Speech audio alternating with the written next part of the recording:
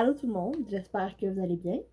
Dans la vidéo d'aujourd'hui, je vais vous énumérer une sélection de produits de qualité pharmacie, c'est-à-dire que vous pouvez retrouver en pharmacie avec ce qui, dans mes critères à moi, correspondent à des prix de pharmacie qui en valent vraiment la peine. La majorité des clientes qui arrivent en pharmacie, qui se sont pas renseignés sur les réseaux sociaux à savoir quel produit serait avantageux pour elles, ont juste aucune idée où chercher. Il y a tellement de marques, tellement de produits différents, avec des finis différents.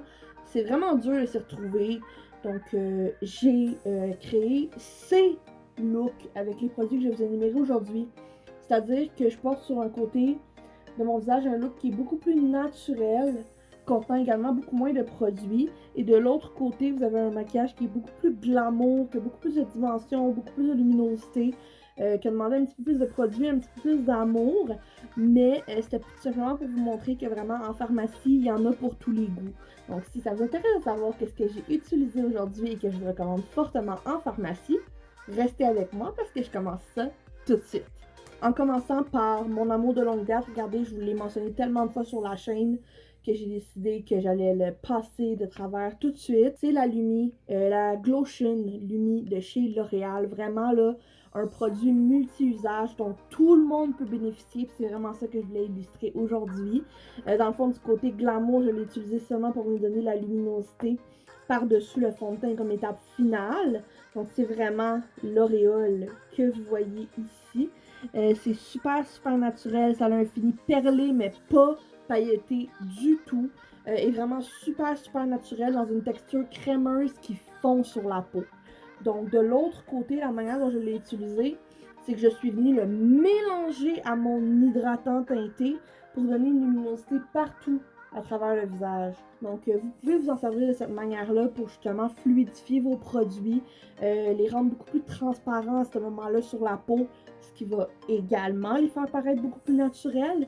Ou vous pouvez également les mixer avec un fond de teint qui est plus couvrant, juste pour donner une meilleure luminosité, ou l'utiliser comme illuminateur comme ça par-dessus votre fond de teint, ou finalement l'utiliser littéralement comme base là, partout avant, et vous pouvez appliquer tous vos produits par la suite.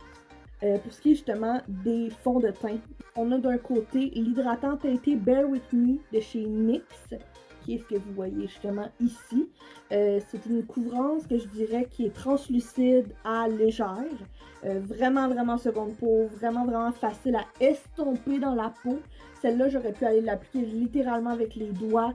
Pour ce qui est du côté un petit peu plus glamour, à ce moment-là, j'ai utilisé le seul et unique fond de teint infaillible Freshwear 24 heures. Donc, ce fond de teint-là, sincèrement, si vous voulez une couvrance légère, moyenne, complète, sincèrement, c'est le meilleur fond de teint toute épreuve en pharmacie. Il n'y en a pas de meilleur. La texture est extra légère sur la peau, on ne le sent pas, il est vraiment liquide, pas crémeux, pas épais, mais a une couvrance qui est vraiment, comme je vous dis, à toute épreuve. Si vous appliquez seulement une couche uniforme partout, vous pouvez avoir une couvrance qui est moyenne, et si vous pactez à ce moment-là aux endroits où vous en avez besoin, vous pouvez vraiment atteindre une couvrance qui est complète, mais en restant tout autant confortable. Donc ce fini-là est beaucoup plus satiné, c'est-à-dire que c'est pas complètement mat, mais c'est définitivement pas lumineux. Mais par lui-même, c'est vraiment parce qu'il est fait pour tenir toute la journée.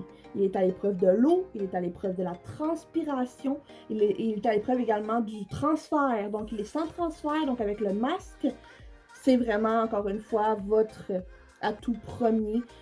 En général, là, comme je vous dis, c'est vraiment le meilleur fond de teint en pharmacie. Croyez-moi, l'essayer, c'est l'adopter, donc je vous le recommande fortement. Par la suite, pour ce qui est des cachernes. Donc, pour aller avec justement avec le fond de teint de L'Oréal, je pouvais pas ne pas aller prendre justement mon cacherne infaillible Full Wear de chez L'Oréal également pour aller avec. C'est juste le match parfait. En fait, c'est littéralement son enfant, donc en plus petit format, fait pour camoufler de plus petites zones. Vous pouvez prendre différentes teintes pour différents besoins. Donc, vous pouvez l'utiliser pour bronzer, pour faire du contouring, pour faire du highlight, encore une fois, faire du cache-cerne ou l'utiliser comme fond de teint partout sur le visage. Extrêmement, extrêmement couvrant, donc vous en avez vraiment pas besoin de beaucoup. Également, un fini qui est très très mat. Celui-là va se fixer vraiment rapidement sur la peau. Donc, c'est important d'en appliquer vraiment une petite partie à la fois, de venir estomper tout de suite avant que le produit se fixe si vous voulez avoir le temps de l'estomper correctement avec le reste de vos produits. Pour ce qui est d'un cache-cerne un petit peu plus naturel à ce moment-là, j'ai utilisé celui de chez Elf.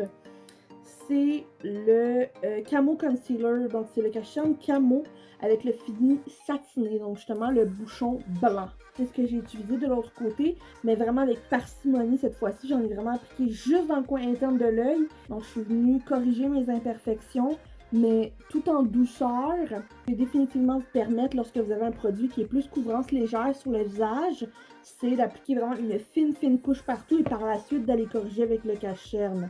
Tandis qu'avec le fond de teint que j'ai appliqué de ce côté-là, mon teint était pas mal unifié. Donc, tout ce que je suis venue faire à ce moment-là, c'était vraiment redonner, comme je vous dis, de la dimension. Donc, j'en ai mis en dessus de mes yeux, au milieu de mon front, également sur mon menton. Un autre cache-cerne que je voulais vous mentionner, que j'ai pas utilisé aujourd'hui, mais qui est vraiment un classique, que je me devais vraiment de partager avec vous, c'était le cache-cerne Fit Me de chez Maybelline. Celui-là est encore plus hydratant que les deux que je viens de vous énoncer et encore plus naturel au niveau de la couvrance. Celui-là, contrairement aux deux que j'ai utilisés aujourd'hui, est beaucoup plus liquide. Ceux que moi j'ai utilisés sont un petit peu plus épais, un petit peu plus crémeux. Celui-là va vraiment se fondre dans la peau et vous n'allez pas le voir du tout. Donc lui, vous pourriez facilement le porter seul. Pour ce qui est par la suite de venir justement fixer les cache-cernes, j'ai utilisé la poudre Fit Me de chez Maybelline que je vous avais encore une fois déjà mentionné sur ma chaîne. Donc la poudre libre de chez Maybelline, ce que j'aime vraiment avec celle-ci, c'est que la texture premièrement est sans défaut, je vais dire le terme anglais, elle est vraiment flawless, imperceptible sur la peau, super légère, super fine. Donc pour ce qui est de ce côté-ci, j'ai vraiment été avec une quantité minime fixée. Le peu de quantité que j'ai mis en dessous de mon œil, également sur les côtés de mon nez pour pas que le produit creuse à ce moment-là. Par contre, sur l'autre côté, je suis venue, comme je vous ai dit, baker. Donc j'ai vraiment été mettre une grosse quantité de poudre, pas juste en dessous de mon œil, mais vraiment sur tout le côté de mon nez, sur mes pores également pour venir les flouter. Je suis venue fixer le cache-cerne que j'ai mis sur mon front, mon menton. Et je suis également venue nettoyer mon contouring que j'ai fait de ce côté-ci. Donc justement, en parlant de contouring, ce que j'ai fait seulement de ce côté-là pour venir mettre en valeur la dimension que j'avais utilisée avec les autres produits, que je n'ai pas fait de l'autre côté pour justement conserver l'aspect qui était plus naturel ici. J'ai utilisé un produit dont j'en ai parlé depuis des années sur YouTube. C'est le Pro Conceal de la marque LA Girl. C'est un produit qui est vraiment extrêmement pigmenté. Donc vous en avez vraiment, mais vraiment pas besoin de beaucoup. Ce qui vient encore plus économique à long terme. Par contre, celui-là, c'est un produit qui, comme le cache-cerne de L'Oréal, se fixe vraiment rapidement. Donc, vous devez vraiment aller le travailler petit à petit au fur et à mesure que vous l'appliquez. C'est le meilleur conseil que j'aurais à vous donner. Pour vous donner un exemple, moi, j'ai commencé par aller l'estomper avec un pinceau qui était très précis, plus sur le côté des cheveux. Par la suite, j'ai été l'estomper plus grossièrement avec un pinceau double fibre, encore une fois, pour permettre une transition qui était plus naturelle pour vraiment aller l'estomper avec mes autres produits. Et finalement, j'ai été presser le tout avec mon éponge pour être sûre qu'il n'y avait pas de marque, qu'il n'y aurait pas de démarcation, qu'il n'y avait pas de patch qui avait collé nulle part, que ça pourrait donner l'aspect le plus naturel possible. Ça fait également une base pour le bronzer qu'on vient rajouter par la suite. Donc le bronzer, encore une fois, que j'ai utilisé sur les deux côtés, donc seul ici, seulement pour venir redonner de la chaleur au visage. Mais ici, c'est vraiment venu donner de l'emphase à la dimension que j'ai donnée. Donc, la poudre bronzante que j'ai utilisée aujourd'hui, c'est la Perfect Bronze de chez Annabelle. J'avais vraiment été impressionnée par celui-là. Et elle s'estompe comme du beurre sur la peau. Donc, pour une poudre, surtout de pharmacie, c'est vraiment pas facile à trouver. Donc, j'avais vraiment apprécié celui-là. Pour le prix, il m'avait vraiment impressionné en fait, là. Et comme vous voyez, autant sur une peau qui n'a pas du tout été fixée, qu'une peau qui a vraiment été bakée avec plein de poudre, il s'estompe tout aussi bien. Il va aussi bien travailler seulement avec du fond de teint qu'avec les produits en crème en dessous. Pour ce qui est du fard à joues, à ce moment-là, encore une fois, je porte le même des deux côtés.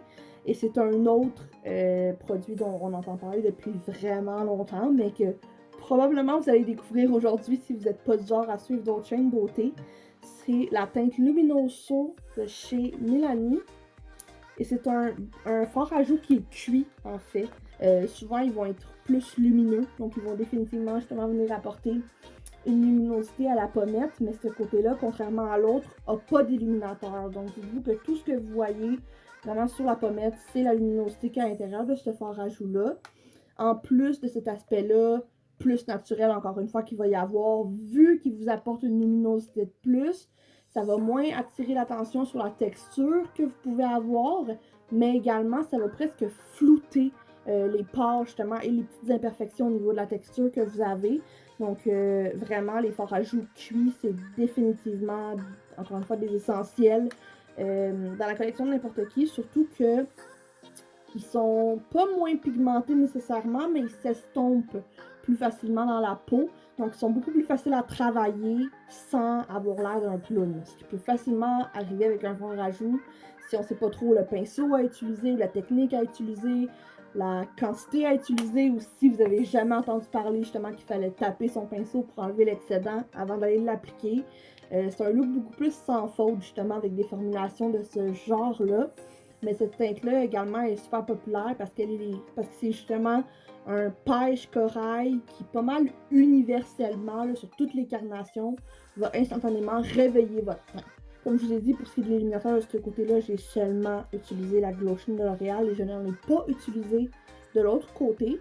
Par contre, je vais en mettre un tout petit peu juste au coin interne de mon œil. En fait, c'est la seule chose à part du mascara que je porte sur mes yeux. Et ça se trouve à être les pigments chrome de chez Annabelle, qui est un autre produit de teint qui m'avait vraiment impressionné chez eux.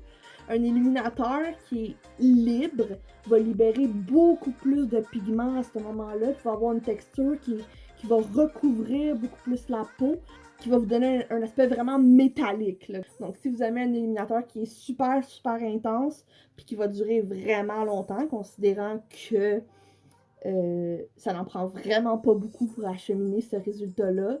À ce moment-là, ça va vraiment être un produit qui va être bon pour vous. J'en ai mis également un peu sur mon nez, au-dessus de ma lèvre et sur mon menton. On va finaliser le tout avec ce que j'ai sur mes lèvres et d'autres suggestions.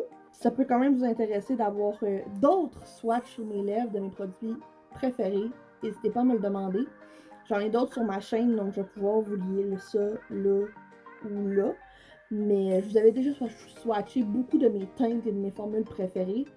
Pour ce qui est des rouges, je pense que j'en avais un qui était juste pour ça en plus, là. Mais celui-là n'était pas sorti à ce moment-là, donc ça va être comme une addition à une vidéo que j'avais déjà pour vous. Ça donne à être les rouges signature de chez L'Oréal. Donc la teinte que je porte aujourd'hui, c'est I Don't, le numéro 422. C'est vraiment un rouge qui est vraiment parfait là, pour moi. Il n'est pas trop rose, il n'est pas trop bleu, il n'est pas trop orange.